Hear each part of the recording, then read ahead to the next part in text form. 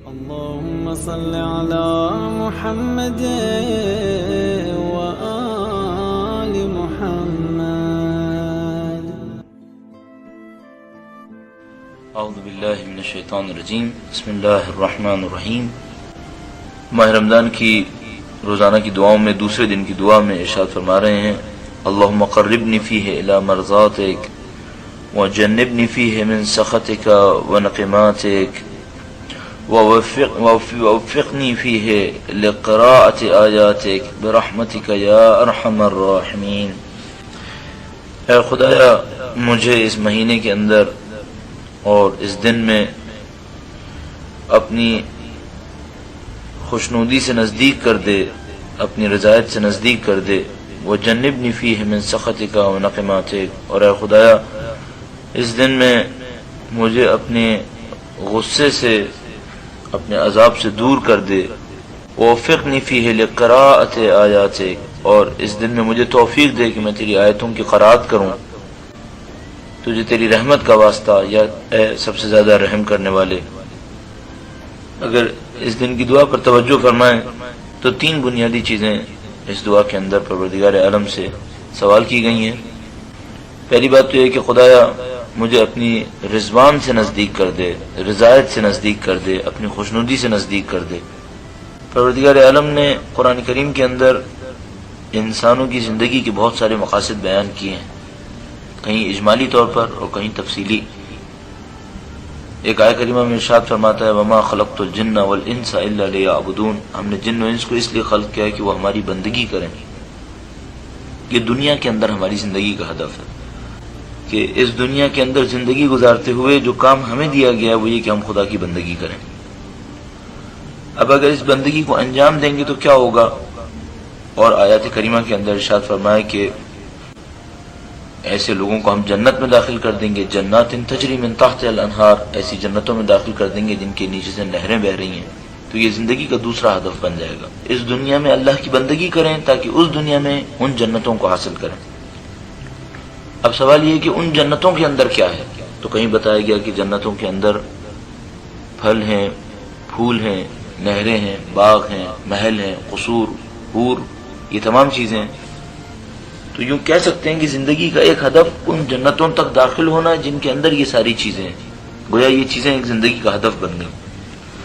لیکن پروردگار عالم نے اپنی آیات میں بیان فرمایا کہ یہ چیزیں جنت کی پست حقیقت ہیں. فرمایا وَرِضْوَانٌ مِّنَ اللَّهِ اکبر، اللہ کی رضایت حاصل کر لینا یہ سب سے بڑھ کر ہے. اب وہ خدا کی رضایت ہے کیا؟ خدا نے متعال کی رضایت کوئی حاصل کر لے اسے ملے گا کیا؟ یہ حقیقت یہ ہے کہ ہم آگاہ نہیں ہیں. لیکن کوئی ایسی چیز ہے جو جنت کی تمام نعمتوں کے اندر سر فہرست قرار پا رہی ہے، اور یہ رضایت اس شخص کو نصیب ہوگی کہ جو اس دنیا کے اندر اللہ سے راضی ہوگا. عجیب بات یہ ہے کہ ہم لوگ معمولاً یہ کہتے ہیں کہ خدایا تو ہم سے راضی ہو جا. اللہ تو ہم سے راضی ہو جائے گا، سب سے بڑی مشکل ہمارا خدا سے راضی ہونا.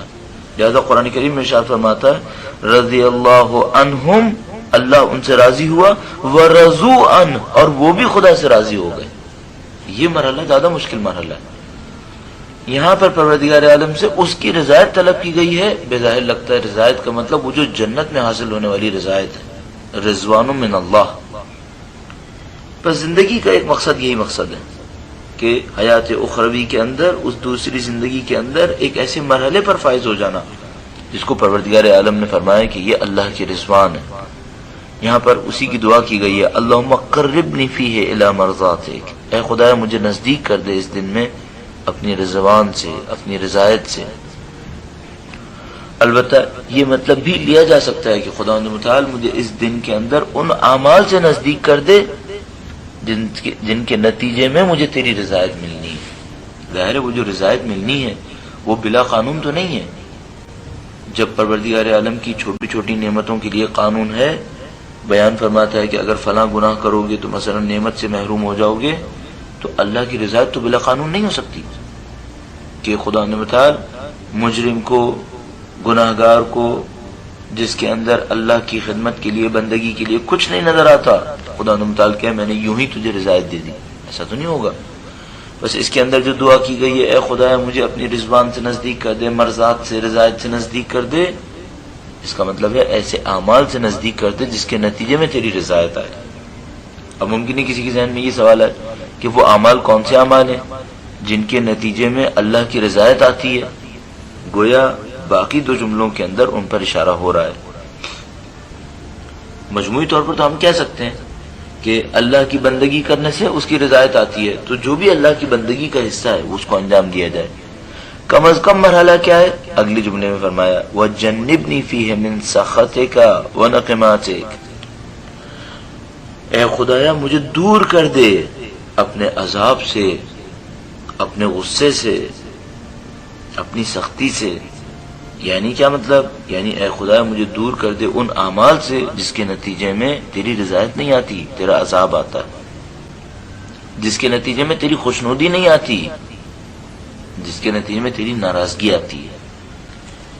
پہلا مرحلہ تو یہی ہوگا نا، دنیا میں بھی ایسے ہی ہے۔ اگر آپ کسی انسان کو خوش کرنا چاہتے ہیں، خوش کرنے کا ایک طریقہ تو یہ ہے کہ مثال کے طور پر آپ اسے کوئی گفٹ دیتے ہیں یا کوئی ایسا کام کرتے ہیں جو اسے اچھا لگتا ہے، لیکن سب سے پہلے آپ کو وہ روکنا پڑے گا جو اس کو برا لگتا ہے۔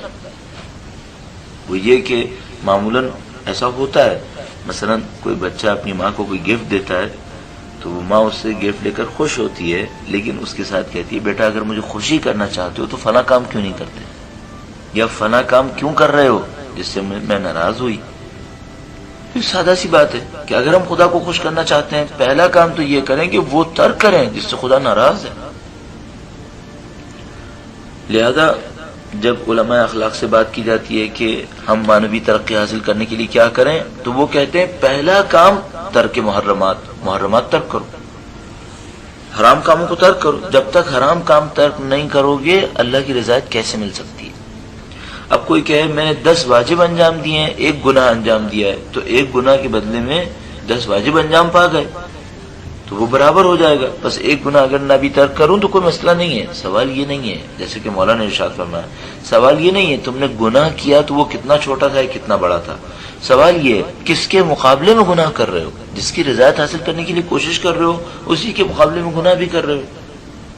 تو آپ ماہ رمضان کے اندر، میں اور آپ ماہ رمضان کے اندر روزہ رکھ رہے ہیں اللہ کی رضایت کے لیے، بہت اچھا کام کیا، واجب ہے ہمارے اوپر، نہیں رکھیں گے تو قیامت کے دن جواب دینا پڑے گا۔ لیکن پہلے یہ سوال کرنا پڑے گا کہ اس روزے کے ہمراہ کوئی حرام تو انجام نہیں پا رہا جس سے خدا ناراض ہو رہا ہو۔ اگر ایسا ہے تو پھر ہمارا روزہ اتنا زیادہ مفید ثابت نہیں ہوگا۔ اس کا مطلب ہے، اس کی وجہ یہ ہے کہ خدا متعال کی طرف سے یہ سوال ہو سکتا ہے کہ اے میرے بندے، تو جو مجھے خوش کرنے کے لیے روزہ رکھ رہا ہے، یہ بتائے کہ تو مجھے ناراض کر رہا ہے مسلسل، یہ ناراض کیوں کر رہا ہے؟ اب یہاں پر ایک سوال اس انسان سے کرنا پڑے گا کہ بندے خدا، یہ بتاؤ تم خدا کو خوش کرنا چاہتے ہو یا خدا کو ناراض کرنا چاہتے ہو؟ اگر خوش کرنا چاہتے ہو تو تم نے روزہ رکھا، بہت اچھا ہے۔ یہ جو تم گناہ کر رہے ہو اس سے ناراض کیوں کر رہے ہو؟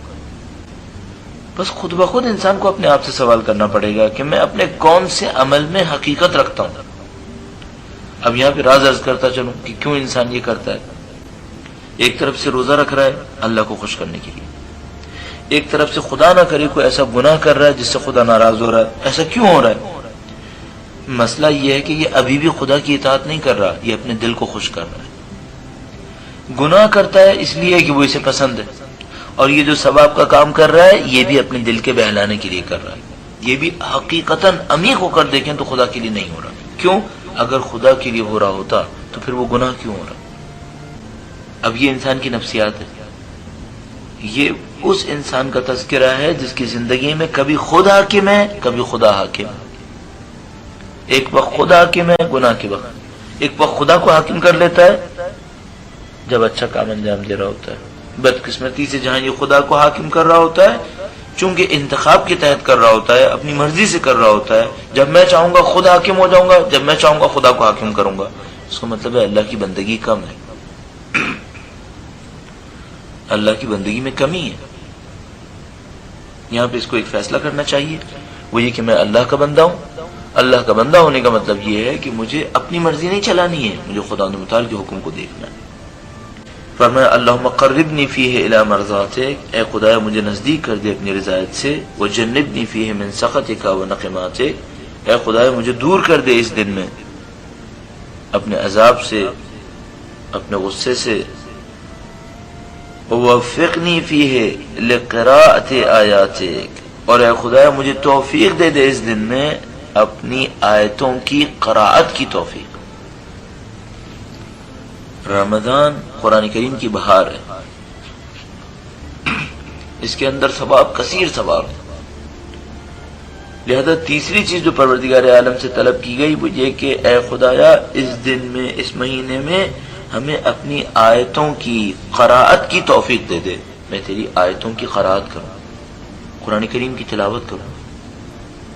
البتہ تلاوت کا مطلب ہوتا ہے ایک کے بعد ایک پڑھنا، اور قراءت کا مطلب کسی کتاب سے کسی چیز کو پڑھنا۔ ہمیں اور آپ کو قرآن کریم کو پڑھنا ہے، رٹنا نہیں ہے، دہرانا بھی نہیں ہے۔ بغیر سمجھے پڑھنا قراءت نہیں بنے گا۔ قراءت جیسے آپ کہتے ہیں کتاب کی قراءت کی، دعا کی گئی ہے خدایا مجھے قراءت آیات کی توفیق دے دے۔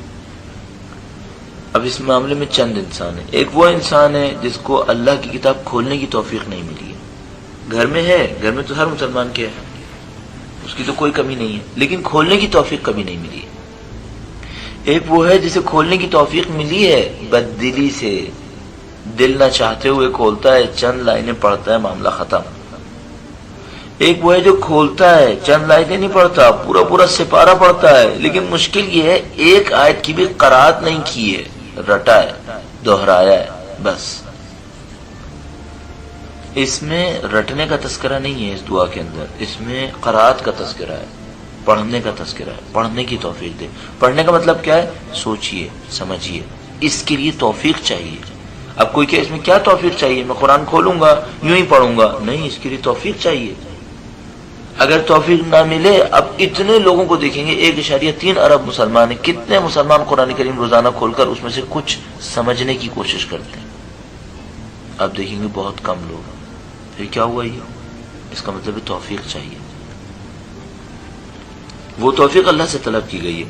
گویا اب ایک سیکوینس بنتی ہے، پہلے میں اللہ کی رضایت طلب کر رہا ہوں، اس رضایت کو طلب کرنے کے لیے مجھے عذاب سے اور خدا متعال کی ناراضگی سے دور ہونا ہے۔ ایسے اعمال چاہتا ہوں جس میں رضایت ملے، ایسے اعمال سے دور ہونا چاہتا ہوں جس میں عذاب ملے، اور ان دو میں سر فہرست اللہ کی آیات کی تلاوت کرنا، قراءت کرنا۔ کیوں؟ اگر اللہ کی آیات کی قراءت کروں گا خود بخود مجھے وہ اعمال پتہ چل جائیں گے جس سے رضایت ملتی ہے، اور وہ اعمال بھی پتہ چل جائیں گے جن سے بچ کر میں اللہ کی سختی اور اس کی ناراضگی سے بچ پاؤں گا۔ آخر میں خدا کو اس کی رحمت کا واسطہ دیا گیا ہے، برحمتک یا ارحم الراحمین، اے سب سے زیادہ رحم کرنے والے، کہ اگر تو نے مجھ پر یہ رحم نہیں کیا، مجھے اپنی آیات کی تلاوت کی توفیق نہیں دی، میں محروم رہ جاؤں گا۔ خدا تعالیٰ سے اس کی رحم کے ذریعے سے طلب کیا گیا کہ اے خدایا اپنی راہ میں بڑھنے کی توفیق عنایت فرمائے۔ خدا تعالیٰ اس ماہ رمضان میں مجھے اور آپ کو ان تینوں دعاؤں کے اوپر عمل کرنے کی اور انہیں حاصل کرنے کی توفیق عنایت فرمائے۔